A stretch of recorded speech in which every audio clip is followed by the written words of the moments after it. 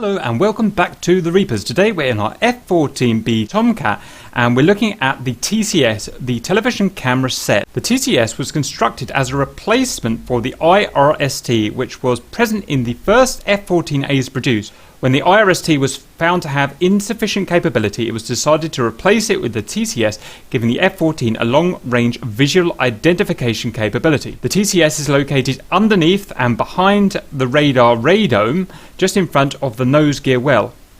It contains an aircraft stabilized, high resolution, for its time at least, closed circuit television camera. The sensor has two fields of view, narrow, which is 10 times magnification, and wide, which is 4 times magnification. The gimbal limits are plus or minus 15 degrees, except upwards, which is limited to 11 degrees for obvious reasons. The TCS is capable of independent pixel contrast lock or being slaved to the AirtoGround radar antenna.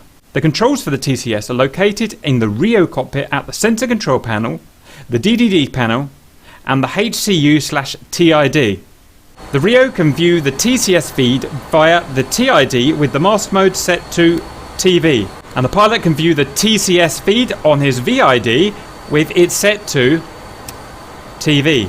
So next let's look at the controls in the RIO cockpit. A little hard to see, but we've got two knobs here. We've got the azimuth trim and the elevation trim, TCS trim. These knobs control the sensor line of sight or LOS calibration relative to the AirtoGround radar line of sight. If needed, these can be used to trim the TCS so that the two sensors line of sight correlate. They have a plus or minus 2 degrees range of motion, and the easiest way to check and calibrate the TCS is to lock up a friendly target in STT and adjust the knobs until the TCS LOS is correctly aimed at the locked target. The slave switch here controls how the radar antenna and the TCS relate to each other. If set into the middle position independent, then they have no relation. If set to the TCS position down here like this, then the TCS will be slaved to the radar antenna. Vice versa, if it's set into the radar position, the radar antenna will be slaved to the direction of the TCS. Next we have the field of view, wide and narrow, as we explained before. Next we have the acquisition switch. Auto search enables an automatic acquisition mode with a search pattern, enabling acquisition of the closest target even if outside the current field of view. Manual selects purely manual acquisition with the HCU where the target needs to be pointed at directly. Auto sets an automatic acquisition mode without a search pattern, making the TCS snap to a target as long as it's inside the TCS field of view. Next up to the Triple D. On our DDD panel elevation pointer, this needle here represents the elevation of the TCS sensor, assuming that IRTV is set on the HCU panel. Then we've got IROT indication light here. This light indicates the presence of a TCS track. The IROT acronym is inherited from the IRST, which the TCS has replaced. Next we're going to shift down to the HCU. We're going to have to kind of lean over like this a bit. First of all, the IRTV power switch here. This controls the power to the TCS. Off disables the power obviously. Standby enables power to the cooling fans and heaters in the TCS. And IRTV selection at the top supplies power to all systems in the TCS. Allow 1 to 2 minutes for the TCS to spin up and deliver video. Note that there's no need to set the standby before going into the up position. We can go straight from off into the up position. The indicator light here shows an over temperature in the TCS system. If present, the TCS should be shut down to prevent any damage to the system. The HCU TCS button here enables HCU stick control for the TCS sensor, half action trigger to manually control sensor line of sight, and full action to command a target acquisition. So we're going to press that, unlock, see Jess has set my TID back to attack, so back to TV. As well as that, we can adjust the contrast here and we can adjust the overall brightness. Okay, so the next thing we're going to do is look at our controls. RIO, axes. We need HCU left, right and up and down with the joystick axis. Then we need half action. Pressing and holding this allows us to slew the TCS manually. And full action to acquire a target. Okay, Next we need to explain this symbology, but because symbology is all kind of on top of each other, so what I'm going to do is separate that out. So we're going to go to independent, so they're no longer related to each other. Press and hold half action. Move this chap out here. So what I'm doing at the moment is I'm pressing and holding half action and moving with my HCU axis, and we're moving this solid cross here. And this solid cross here represents the line of sight of the TCS camera. If it's in the center, that means it is set to the ADL, the longitudinal axis of the aircraft. And once we reach the edge of the screen, that is representing its gimbal limit. So 15 degrees, 15 degrees, 15 degrees, 11 degrees. These two lines here, this and this, represent a box, and that box is what I would view if I were to change from wide field of view to narrow. These 4 dots here show the current contrast target track. So we're not tracking anything at the moment. This green display is just empty sky. If we can acquire a target, then these 4 will separate and show the acquired contrast track. We also have another cross which shows the Org-9 radar antenna line of sight, which we'll come to later. Just to show what happens if I actually let go of the joystick and or the half action, it just snaps back to center.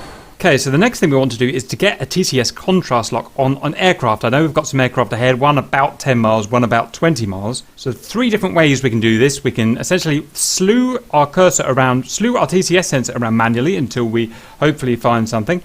We can use the auto or manual mode for doing that, or we could use the auto search mode, in which case it would do an automatic search pattern and try and find it itself visually, or we can get a radar lock on a target and then slew our TCS to the radar lock, and that sounds like the most sensible option because finding something manually, there's not much chance of doing that. It's a big sky out there. So we're going to go through the process. We're going to go to, we'll do a pulse search because these guys I think are heading away from us, so it's going to be easy to find them like that. Go down to, 20 miles. See what we can find. Turn our HCU to radar. See what we can find. Turn the erase rate down. That guy there looks good. Okay, now got a PST. Oh, I've lost it. Let's try again. Okay, let's try this guy up here instead. Okay, right. We took a minute, but we do have a pulse STD on this guy. I think he's 20 miles away. Yes, he is. Right, so we've now got some more symbology. So as well as the other symbols, we've now got this guy in play. This dotted cross here is the radar antenna line of sight. So you can see it's slightly down and left from this center position, which is our ADL. So what we can do now is we can slew our TCS to our radar antenna. Like that. So we've now slewed the TCS down to the radar antenna, and you can see that we now have a track, an optical track on this guy here. And to prove that, what we can do now is turn our radar off. We can turn it back to pulse search.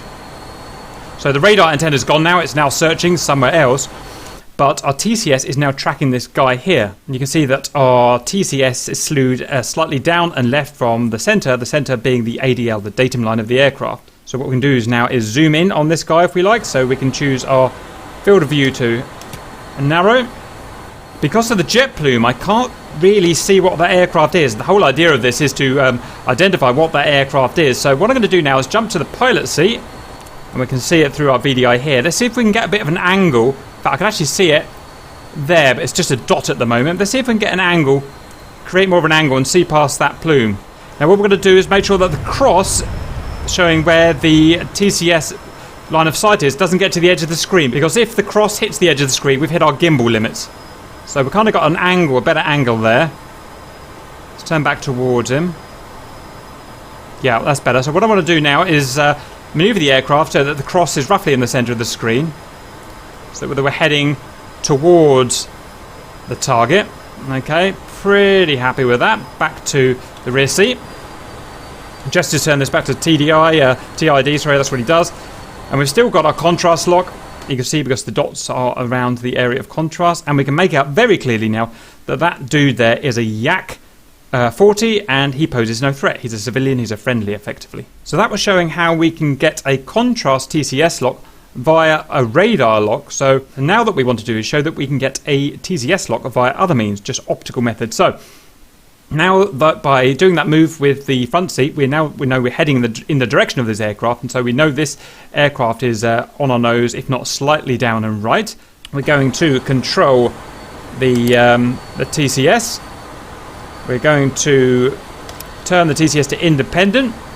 We're now going to half action and move the stick around so we can break lock on purpose. Okay, we're back to the center position. And we're now going to move down and try and find that guy by eye. Okay, so we're pressing and holding half action. We're moving around with the stick.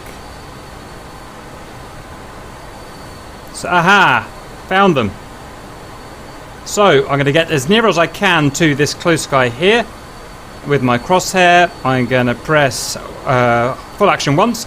And because I'm in the auto mode, that's locked up to the snap to the nearest target. And we're back to this guy here. And then we can go back to narrow field of view if we like. Where is it? And we've got our guy again. So next what we can try and do is use the auto search facility. I've not got this to work before, so we're going to unlock by pressing and holding half action, moving the stick about, and we're now back to bore sight, essentially back to the ADL. So we're going to try the auto search, and we're going to press half action, and we're going to press and hold half action, press full action, and you can see the sensor is moving, so it's searching. Now I've never managed to get an auto search to actually work. I don't know about you guys. It just kind of goes around in this little circle. I've never actually got it to lock anything. Give it a minute or so. No, it's been going for about 2 minutes now and it's not found anything. So as far as I'm aware, the auto search just doesn't do what it says in the manual. The last thing we'll try is to obtain a TCS lock optically and then try and slew the radar to that. This is again something I can't get working, but I'll show you how far I've got. So independent, wide field of view, in the auto mode. Let's go and try and find a guy. Come here, monkey. There he is. Let's try and lock onto him there. So we've got a TCS, we've got a optical lock now with the TCS. Now we're going to slave the radar to there. And what I should have seen is the radar cross appear, you know, the dotted cross, but it doesn't appear. And my WCE modes disappear as well. And I can't get any type of radar back. So if I go back to independent, then I can function the radar again. I can put it in search modes, pulse Doppler, pulse. But if I try and put it in slave the radar to the TCS lock, we just get this kind of stalled screen and I no longer have any control over the radar. It says in the manual that I now press half action then full action to get the radar lock, so I'm going to do that now. And as you can see, it doesn't work, it doesn't do anything as far as I'm aware. So regards slaving the radar to the TCS lock. If you guys can let me know what I'm doing wrong, if you think it's working at the moment, are there any certain parameters? Doesn't say anything else in the manual about it. That would be appreciated. Okay, so that shows acquiring a contrast TCS lock through independent means and slewing the TCS to the radar lock, but we can't get it working the other way around. We can't get the radar lock to slew to the TCS. Next, we're going to show that we can use this in air-to-ground methods. Okay, we're in our aircraft now. Armed up with air-to-ground, so we're going to go air-to-ground here. We're going to command Jester with a computer target lock. Roger. Now going to TV, I'm going to head in the back, I'm going to slave our, make sure our TCS is turned on, turn it on there, turn it on there, slave our TCS to our radar, that's good, back to the front. We're going to now visually look for some bad guys. Okay, we've got some bad guys on the beach behind us, so until told otherwise, the TCS is going to orientate itself to the ADL. That's that little cross up there. So we're going to turn around and get a lock on these, get a ground lock on these guys with target designate up, down and forward. Okay, I see them now. Orientate my diamond onto the targets, drive it down with the controls and lock there. And what we can see now is that the TCS is now slewed to our radar antenna position. Our antenna position has now slewed to where our diamond position is, so we can get a good look there. And if you had a human Rio, you could actually do the field of view to zoom in even more to get identification of any ground vehicles. Okay, so I'm paused. I'm going to break the lock with forward again, and that's it done. So that's how we can use that for identification in ground uses. Right, that's all I want to say for now. Hope that helps and see you later.